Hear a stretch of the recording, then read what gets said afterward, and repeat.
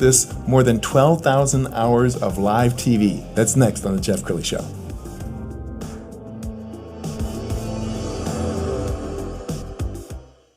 Many are predicting that the worst is yet to come, which is unfortunate, said one person here.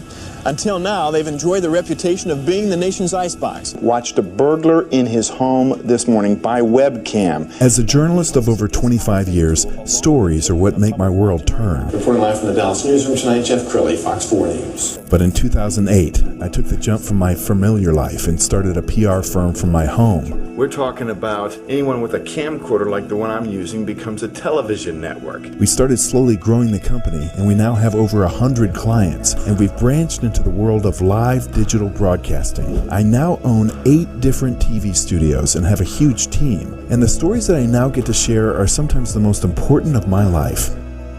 Life has a funny way of coming around full circle. This is The Jeff Crilley Show.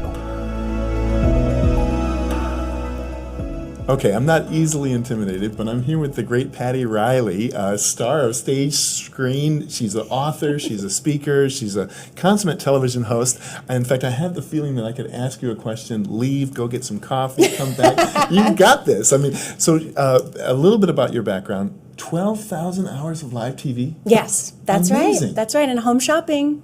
It was always live. It was 24/7. We worked with hundreds of guests per week. So I don't even know at this point.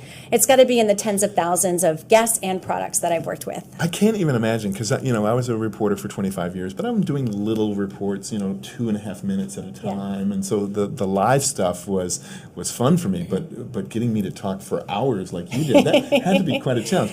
Well, one of the reasons we brought you here today is to talk about brand strategy because all of those years of TV experience, working with products, working with brands, has really made you a brand strategy expert. And you have a book. I do. Well, you know what? That's what COVID forced me to do. I was like, how can I get creative? Because I love meeting people in person. That's where I really can engage and understand more about them and their goals and their brand. But because I was at home, I was like, well, how do I make this available to everyone? So I put it all in a book because it is sort of formulaic. I mean, one of the biggest questions I get asked is, what is branding? And branding is all around us. It's in this studio. Right. Jeff Crilley is a brand. I'm a brand. You're a brand. So we hear this thought process of personal branding, business branding. Branding is everything that you're bombarded with message-wise, which it's in the thousands for each individual per day. And that's all part of branding. It's not just the logo. It's the look and the feel of your brand. It's the logo, it's the language, it's the messaging, and it's your connection with the customer. Absolutely. Well, we got a picture off your website of you, and you're eating your own cooking, because I love this picture of you and your book.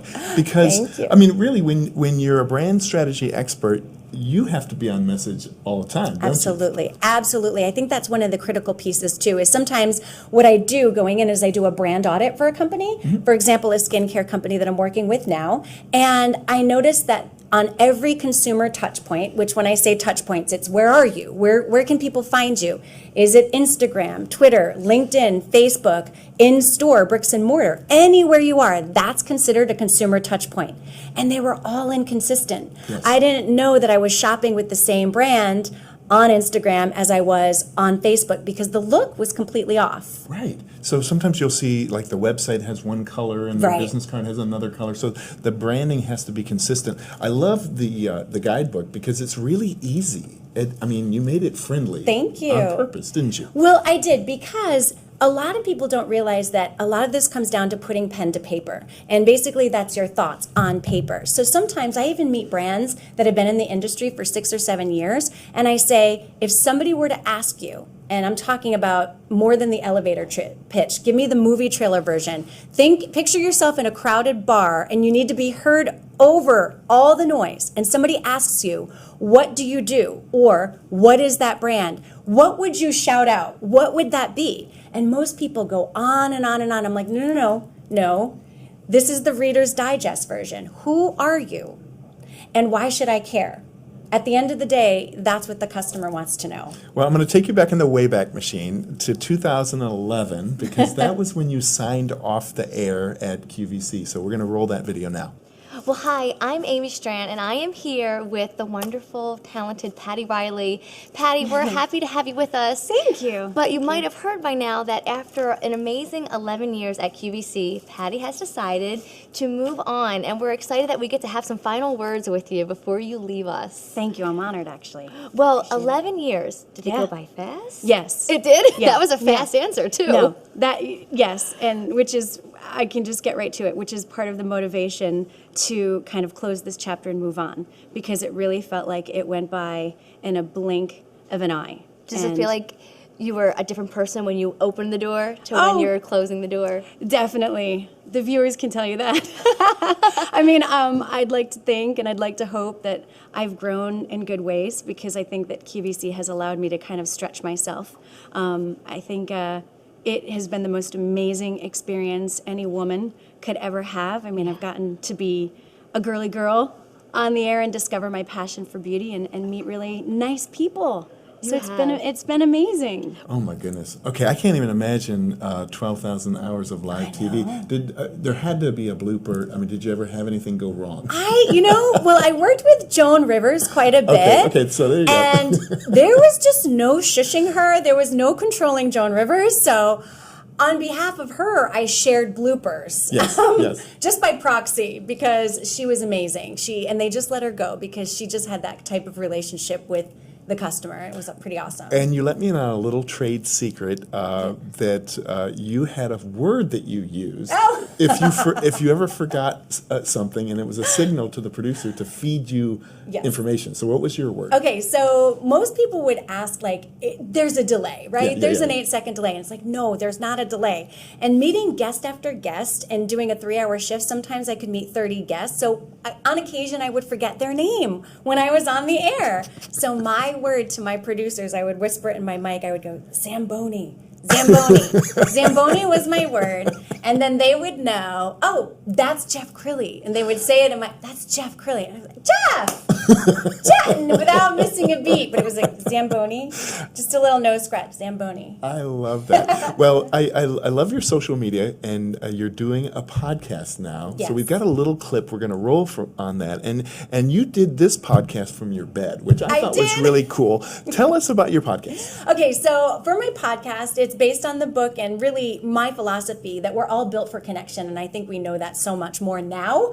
And so what I wanted to do was bring out this podcast that would help people understand that business connection that you need to have.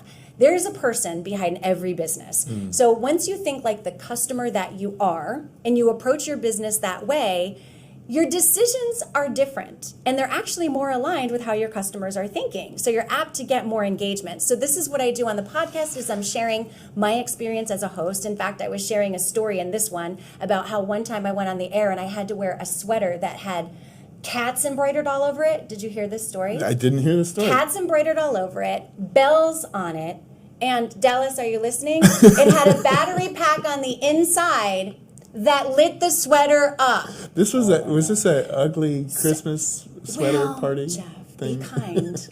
It was for a special kind of person. Okay. So I had to have this come to you-know-who meeting in the dressing room because Yes. I was ready to cry all my makeup off because I was like, how can I wear this cat sweater? And then I was like, you know what? Think about the person who works at the SPCA. In fact, you had a big event here. Yes. Think about the cat lover. Think about the in-home daycare teacher who has to try to wrangle the crying child out of her parents' arms to take care of them. Think about the smile that's going to bring to somebody's face who works in hospice care, right? You walk in with a cat sweater that lights up with bells. You cannot help yourself but feel joy. I love it. So- One of the things I love about your podcast is you're so real and relatable. I remember watching this episode, and you were talking about your dog and the FedEx man, and so I mean, you're able to really kind of let your hair down in a way that you couldn't always on QVC. So true, right? There's no boundaries. I mean, the only boundaries are the ones that I set for myself. So I think that it was really liberating for me when I left QVC. The whole point was I wanted to work with people and and create more of a relationship and a vibe, because I think that it's all built on trust. Everything that we do, right? The decisions that we make, you're trying to trust people. And I felt like it gave me more leverage to do that. And so with the podcast, I just want people to know, from somebody who has sold just about everything from a pooping moose to a cat sweater that lights up to financial freedom kits with the one and only Susie Orman. Yes. Like, we go from that level to Anthony Robbins and Dr. Wayne Dyer. Like, it was all over. In fact, we should tell the audience, for the third caller, they get a pooping moose. So please call in. Exactly. Okay, so let's talk about a perfect client for you, because now you're coaching people, and it's not just beauty and lifestyle. You're coaching people of all walks of life. This is very true. I think when people come, there's so much pride in what they're making. It comes from purpose, right? My first question is, why do you exist? What compelled you to make this? And typically it's like that Shark Tank story, right? I worked with Lori Greiner, but we're motivated as human beings by pleasure. We want more pleasure, and we want to avoid pain, right? So when we think of pain points, it's, what is the struggle? What is the problem that you're trying to overcome? And how can you make their lives easier? You need to say that up front. So a lot of times people lead with features, and they don't realize, business owners, customers, they come to me and they're listing features. Well, like today, it's a little overcast. Do I really care what the umbrella is made of? Or do I really just care about staying dry? So don't paint the picture of the umbrella is made with alloy aluminum. It's got this great PVC fabric. I don't know off the top of my head. I just want to know it keeps me dry. Right. So the benefit is that you stay dry. The features are what it's made of. It's like however many gigabytes you have on your phone or whatever you're upgrading. And people sort of get that mixed up. So I love working with a client when I actually see the light bulb go off and they're like, oh, that's what I've been missing. And you're a great storyteller, and I find that sometimes I'll go to somebody's website and I'll read their website and I still don't know what they do. That's a problem. You have to tell a story. Here's the other thing. We have the attention span of a goldfish. This is true. I'm sorry, what was that? Yeah, exactly. Something shiny. So you have to be right up front with what you do to get people to engage. And in fact, I have statistics in the book as well to support they're not really theories, they're time proven. I became a very successful host and making people millions of dollars. And it was based on me getting to the heart of how this was going to impact the customer at home. So a bagless vacuum, for example, Dyson, it's kind of considered a prestige home appliance at this point. But at the time, it was kind of like, how do we convince people that the vacuum bag needs to go away? Okay, well, I'll tell you. It's dusty, it's dirty, it's disgusting. I never, ever remember to order more, and then I'm in the middle of vacuuming, and it's full and whatnot, and it clogs up, et cetera, et cetera. So you paint the frustration point, but then you also paint the peace of mind picture. Yes. For people. You always have to do that. You have to counter the problem with the solution at the same time. And this is her gift, folks. In TV news, I had to take a complicated subject and make it understandable. Her gift, especially when you're interviewing 30 different people with 30 different products in a shift, you're having to come up with a brand strategy quickly because you're having to present it on live TV. That's a gift. And I mean, thank you. And it just came down to the fact that you are live. So there would be times I was known for my passion in beauty, and I had my own beauty show. I was really lucky to have that platform. But guess what? It's live TV. We had a host call out sick, and my producer gets in my ear and softly whispers, "You're going to have to do an hour of Dell computers." And I'm like, I know there's no break. And you were like, Zamboni. But here's the thing. When you approach it from the place that most customers are, here's what I want to know. Tell me, am I going to be able to set this up out of the box? Am I going to be able to store my pictures on here? I just asked the questions as they came to me because I was a customer in that cell, and then it helped that vendor or that rep to just seamlessly answer them and put it in terms that I could understand. Wow. So when I would say, like, please don't tell me gigabyte. What does that mean to me?